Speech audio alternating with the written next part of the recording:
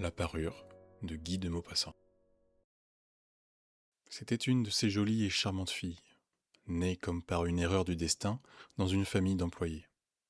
Elle n'avait pas de dot, pas d'espérance, aucun moyen d'être connue, comprise, aimée, épousée par un homme riche et distingué, et elle se laissa marier avec un petit commis du ministère de l'Instruction publique. Elle fut simple, ne pouvant être parée, mais malheureuse comme une déclassée. Car les femmes n'ont point de caste ni de race, leur beauté, leur grâce et leur charme leur servant de naissance et de famille. Leur finesse native, leur instinct d'élégance, leur souplesse d'esprit sont leur seule hiérarchie, et font des filles du peuple les égales des plus grandes dames. Elles souffraient sans cesse, se sentant nées pour toutes les délicatesses et tous les luxes. Elles souffraient de la pauvreté de son logement, de la misère des murs, de l'usure des sièges, de la laideur des étoffes. Toutes ces choses dont une femme de sa caste ne se serait même pas aperçue, la torturaient et l'indignaient. La vue de la petite Bretonne, qui faisait son humble ménage, éveillait en elle des regrets désolés et des rêves éperdus. Elle songeait aux antichambres nettes, capitonnées, avec des tentures orientales éclairées par de hautes torchères de bronze et aux deux grands valets en culottes courtes qui dorment dans les larges fauteuils, assoupis par la chaleur lourde du calorifère. Elle songeait aux grands salons vêtus de soie ancienne, aux meubles fins portant des bibelots inestimables, et aux petits salons coquets parfumés, faits pour la causerie de 5 heures avec les amis les plus intimes, les hommes connus et recherchés, dont toutes les femmes ont envie et désirent l'attention. Quand elle s'asseyait pour dîner, devant la table ronde couverte d'une nappe de 3 jours, en face de son mari qui découvrait la soupière en déclarant d'un air enchanté. Ah, le bon pot-au-feu. Je ne sais rien de meilleur que cela. Elle songeait au dîner fin, aux argenteries reluisantes, aux tapisseries peuplant les murailles de personnages anciens et d'oiseaux étranges, au milieu d'une forêt de féerie. Elle songeait aux plats exquis servis en des vaisselles merveilleuses, aux galanteries chuchotées, et écoutait avec un sourire de sphinx, tout en mangeant la chair rose d'une truite ou des ailes de gélinotte. Elle n'avait pas de toilette, pas de bijoux, rien, et elle n'aimait que cela. Elle se sentait faite pour cela. Elle eût tant désiré plaire, d'être enviée, d'être séduisante et recherchée. Elle avait une amie riche, une camarade de couvent qu'elle ne voulait plus aller voir, tant elle souffrait en revenant. Et elle pleurait pendant des jours entiers de chagrin, de regret, de désespoir et de détresse. Or, un soir, son mari rentra, l'air glorieux et tenant à la main une large enveloppe. Tiens, dit-il, voici quelque chose pour toi. Elle déchira vivement le papier et en tira une carte qui portait ces mots. Le ministre de l'Instruction publique et madame Georges Ramponneau prie monsieur et madame Loisel de leur faire l'honneur de venir passer la soirée à l'hôtel du ministère le lundi 18 janvier. Au lieu d'être ravie, comme l'espérait son mari, elle jeta avec dépit l'invitation sur la table, murmurant « Que veux-tu que je fasse de cela ?»« Mais, ma chérie, je pensais que tu serais contente. Tu ne sors jamais et c'est une occasion, cela, une belle. J'ai eu une peine infinie à l'obtenir. Tout le monde en veut. C'est très recherché et on n'en donne pas beaucoup aux employés. Tu verras là tout le monde officiel. » Elle le regardait d'un œil irrité, et elle déclara avec impatience. Que veux-tu que je me mette sur le dos pour aller là ? Il n'y avait pas songé.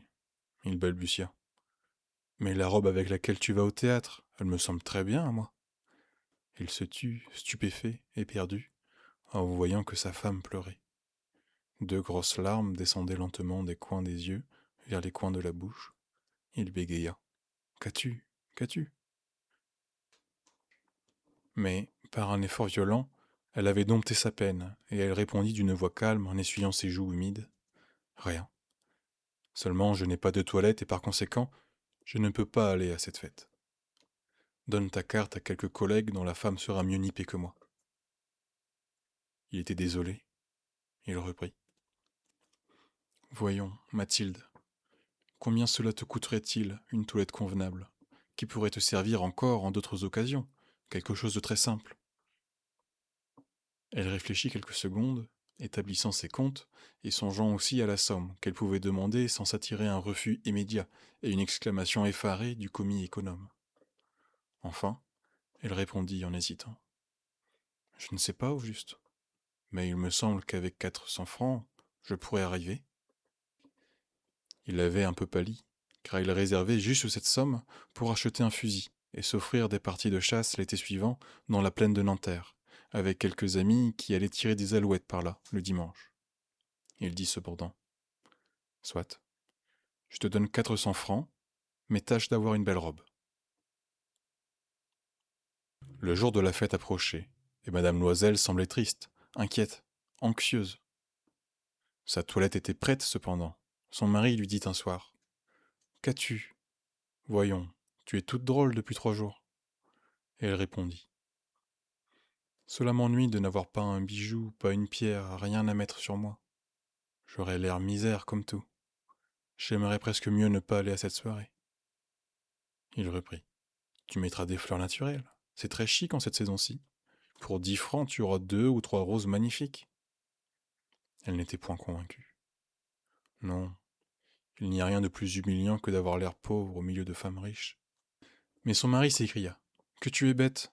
Va trouver ton amie Madame Forestier et demande-lui de te prêter des bijoux. Tu es bien assez lié avec elle pour faire cela. Elle poussa un cri de joie. C'est vrai? Je n'y avais point pensé. Le lendemain, elle se rendit chez son amie et lui conta sa détresse. Madame Forestier alla vers son armoire à glace, prit un large coffret, l'apporta, l'ouvrit et dit à Madame Loisel. Choisis, ma chère. Elle vit d'abord des bracelets, puis un collier de perles, puis une croix vénitienne, or et pierreries, d'un admirable travail. Elle essayait les parures devant la glace, hésitait, ne pouvait se décider à les quitter, à les rendre. Elle demandait toujours. Tu n'as plus rien d'autre? Mais si, cherche. Je ne sais pas ce qui peut te plaire. Tout à coup, elle découvrit dans une boîte de satin noir une superbe rivière de diamants, et son cœur se mit à battre d'un désir immodéré. Ses mains tremblaient en la prenant. Elle l'attacha autour de sa gorge, sur sa robe montante, et demeura en extase devant elle-même. Puis, elle demanda, hésitante, pleine d'angoisse. Peux-tu me prêter cela? Rien que cela. Mais oui, certainement. Elle sauta au cou de son ami, l'embrassa avec emportement, puis s'enfuit avec son trésor. Le jour de la fête arriva. Madame Loisel eut un succès.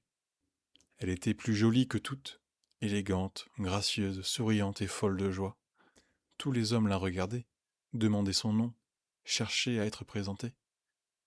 Tous les attachés du cabinet voulaient valser avec elle. Le ministre la remarqua. Elle dansait avec ivresse, avec emportement, grisée par le plaisir, ne pensant plus à rien, dans le triomphe de sa beauté, dans la gloire de son succès, dans une sorte de nuage de bonheur fait de tous ses hommages, de toutes ses admirations, de tous ses désirs éveillés, de cette victoire si complète et si douce au cœur des femmes. Elle partit vers 4 heures du matin. Son mari, depuis minuit, dormait dans un petit salon désert avec 3 autres messieurs dont les femmes s'amusaient beaucoup. Il lui jeta sur les épaules les vêtements qu'il avait apportés pour la sortie, modestes vêtements de la vie ordinaire, dont la pauvreté jurait avec l'élégance de la toilette de bal. Elle le sentit et voulut s'enfuir, pour ne pas être remarquée par les autres femmes qui s'enveloppaient de riches fourrures. Loisel la retenait. Attendons, tu vas attraper froid dehors. Je vais appeler un fiacre. Mais elle ne l'écoutait point et descendait rapidement l'escalier. Lorsqu'ils furent dans la rue, ils ne trouvèrent pas de voiture, et ils se mirent à chercher, criant après les cochers qu'ils voyaient passer de loin. Ils descendaient vers la Seine, désespérés, grelottants. Enfin, ils trouvèrent sur le quai un de ces vieux coupés noctambules qu'on ne voit dans Paris que la nuit venue, comme s'ils eussent été honteux de leur misère pendant le jour. Il les ramena jusqu'à leur porte, rue des Martyrs, et ils remontèrent tristement chez eux. C'était fini pour elle. Et il songeait, lui, qu'il lui faudrait être au ministère à 10 heures. Elle ôta les vêtements dont elle s'était enveloppée les épaules devant la glace, afin de se voir encore une fois dans sa gloire. Mais soudain, Elle poussa un cri. Elle n'avait plus sa rivière autour du cou. Son mari, à moitié dévêtu déjà, demanda. Qu'est-ce que tu as? Elle se tourna vers lui, affolée. J'ai. Je n'ai plus la rivière de Madame Forestier. Il se dressa éperdu. Quoi? Comment? Ce n'est pas possible. Et ils cherchèrent dans les plis de la robe, dans les plis du manteau, dans les poches, partout. Ils ne la trouvèrent point. Il demandait. Tu es sûr que tu l'avais encore en quittant le bal? Oui, je l'ai touchée dans le vestibule du ministère. Mais si tu l'avais perdue dans la rue, nous l'aurions entendue tomber. Elle doit être dans le fiacre. Oui, c'est probable. As-tu pris le numéro? Non. Et toi? Tu ne l'as pas regardé? Non. Il se contemplait atterré. Enfin, Loisel se rhabilla. Je vais, dit-il, refaire tout le trajet que nous avons fait à pied pour voir si je ne la retrouverai pas. Et il sortit. Elle demeura en toilette de soirée, sans force pour se coucher, abattue sur une chaise sans feu, sans pensée. Son mari rentra vers 7 heures. Il n'avait rien trouvé.